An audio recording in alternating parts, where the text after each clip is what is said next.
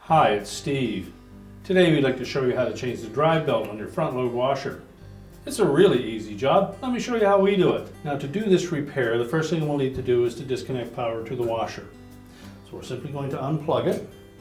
We'll also need full access to the back of the washer, so we'll need to pull the washer forward, and that may involve disconnecting the inlet fill hoses as well as the drain hose. Once we've done that, we can remove the access panel at the back. Now that we have access to the back of the washer, we'll next remove these 6 screws that secure that access panel in place.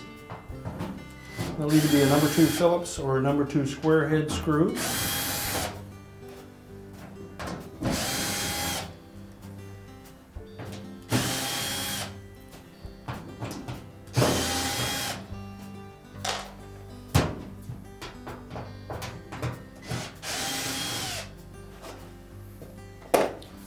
Once you've removed all the screws, lift that back panel away. Now with the access panel removed, we now have access to that belt and pulley assembly. If the old belt is still in place, you'll need to remove it first. And what we do caution with this style of machine, the metal edge can sometimes be very sharp in this area, and you'll need to use a fair bit of pressure to install the new belt on there. So take a risk of your hand slipping off and cutting yourself. So we suggest that you put some protective gloves on to complete this repair. Now we're going to remove the old belt, which is stretched. And to do so, we're simply going to pull backwards on it as we rotate the larger pulley.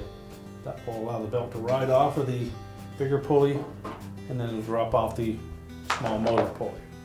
We'll discard the old belt.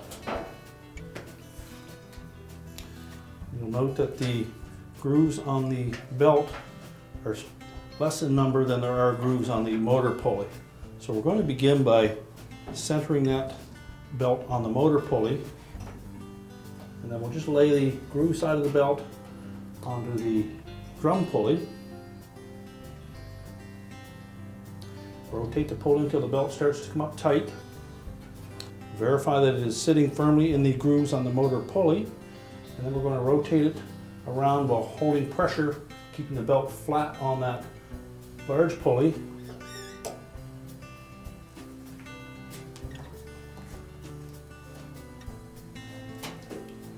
Rotate it around until it's firmly on that upper pulley. Just give it a couple of turns, and then inspect the belt and pulley. We want to make sure that that belt is centered as best we can on the upper pulley. And if it means going in or out, we'll need to adjust that as we rotate the pulley and belt together. In this one, we need to pull the belt back one more groove on the motor pulley. So we're going to pull on the belt just enough to cause it to ride up onto the next groove on the motor pulley. Rotate it a couple of times. We need to use caution that we don't ride that belt up onto the flat edge of that motor pulley. We need to make sure that the belt sits into the grooves.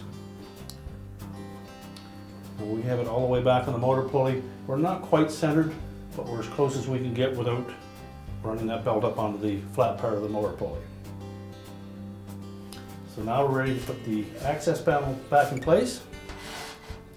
We'll just put one of the screws in on the bottom, as it's notched out both top and bottom. That will support that panel until we can put the other screws in.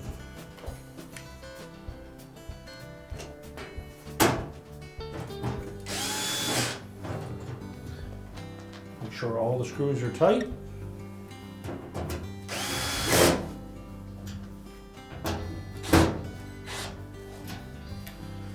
Now once they're all secure, we can then push the washer back into place.